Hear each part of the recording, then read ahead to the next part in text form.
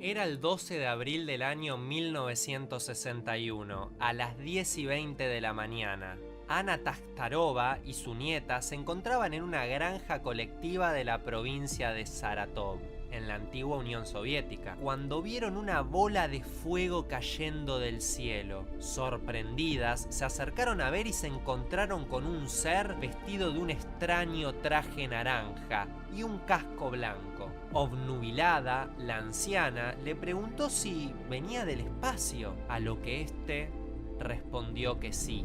La nieta de Anna, completamente aterrada, comenzó a correr en dirección opuesta a aquel extraño ser. Pero entonces este le gritó las siguientes palabras intentando calmarla: "No tengas miedo, soy un ciudadano soviético como vos. Necesito un teléfono para llamar a Moscú". La cuestión es que este ser no era ni más ni menos que Yuri Gagarin, que acababa de volver de dar un paseo que lo convirtió en el primer ser humano en viajar al espacio exterior.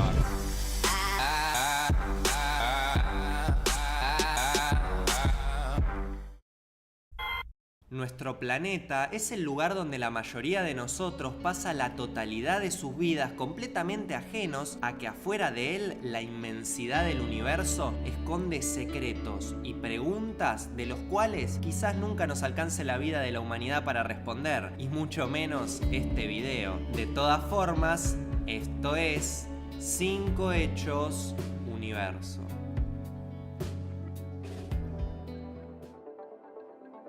Si te pregunto, ¿qué es el espacio? ¿Qué me responderías? ¿El vacío?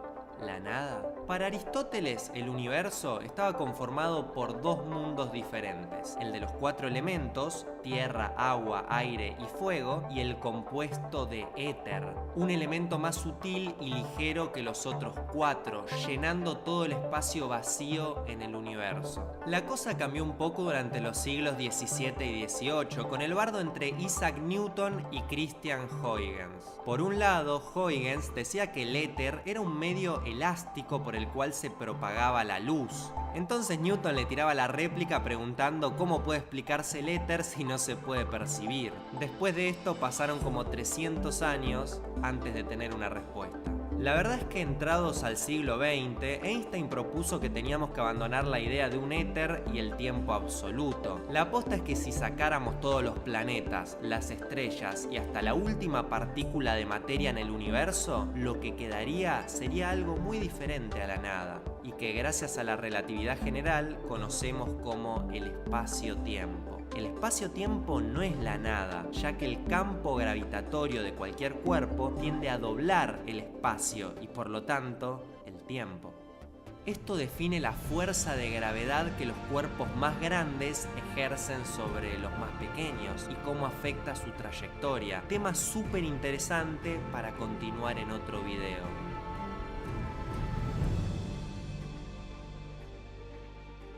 Según medidas actuales, se cree que el universo tiene un diámetro de aproximadamente 150.000 millones de años luz. Y si esto no te sorprende, imagínate que un año luz representa esta cantidad de kilómetros: 9.460.733.473.508,8 kilómetros. La teoría más aceptada sobre su origen es la del Big Bang, como todos conocemos. Aunque nadie sabe muy bien cómo comenzó la expansión, entendemos que en un principio el universo se encontraba comprimido en un punto muy pequeño con una densidad equivalente a la de nuestro actual universo, más o menos hace unos 3.800 millones de años. Después de la expansión inicial, el universo se empezó a enfriar y permitió la formación de las primeras partículas subatómicas, que darían lugar a los primeros átomos. Más tarde, nubes gigantes de estos elementos se unirían para conformar estrellas y galaxias, gracias al poder de la gravedad. Pero todo tiene un final y todo termina. Si te contaron que el universo se está frenando y pronto se va a empezar a contraer, déjame decirte que eso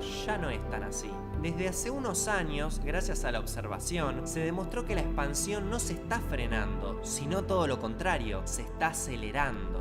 De todas formas, no se pongan contentos que esto es igual de catastrófico. Esta expansión solo provoca que las galaxias se alejen más y más unas de las otras. Se alejarán tanto que un día de estos vamos a ser incapaces de verlas. Y como dije anteriormente, el universo se está enfriando, por lo que, si alguna vez hay un fin, probablemente llegue en forma de congelamiento.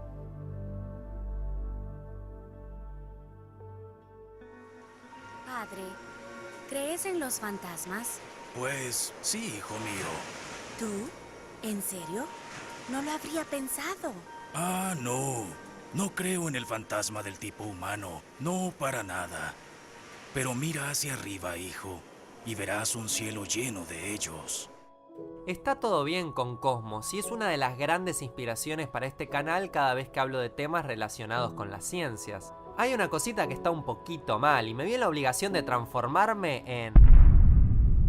Voy a mirar las estrellas. Están lejos y su luz tarda tanto en llegar a nosotros. Todo lo que vemos de las estrellas son sus fotos antiguas. Estoy en Marte, a 227 millones de kilómetros del Sol. Su luz ya tiene 10 minutos de edad y no llegará a Plutón hasta dentro de 2 horas. El capítulo 4 de Watchmen es quizás la mejor forma de explicar cómo funciona lo del espacio-tiempo. Al igual que la analogía de Cosmos, el Dr. Manhattan explica indirectamente lo que tarda la luz en viajar de un punto A un punto B en el universo. Por supuesto, a una velocidad de 299.796.458 metros por segundo.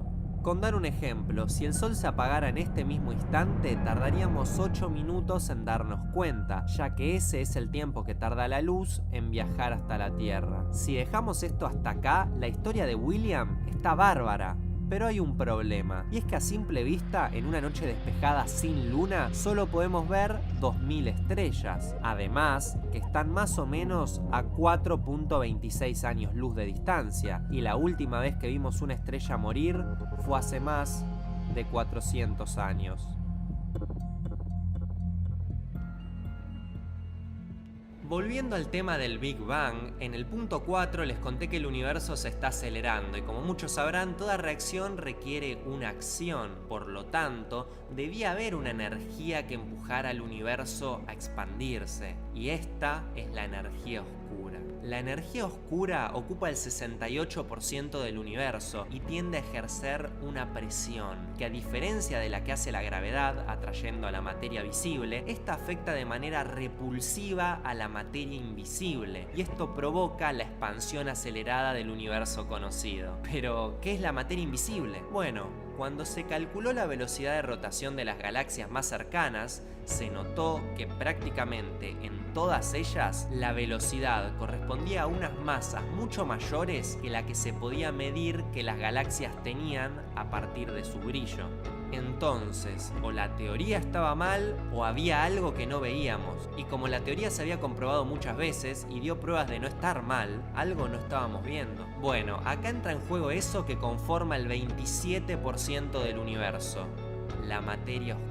Se denomina así porque no puede emitir la suficiente radiación electromagnética para ser detectada en la actualidad. Además, produce efectos sobre la luz, desviándola de su camino, funcionando como un lente gravitacional, si se quiere. Si sabes contar y prestaste un poco de atención, si el 67% del universo es energía oscura y el 27% es materia oscura, solo el 5% es materia visible. Todo lo que conocemos, todo lo que podemos ver y todo lo que entendemos solo representa el 5% de nuestro universo.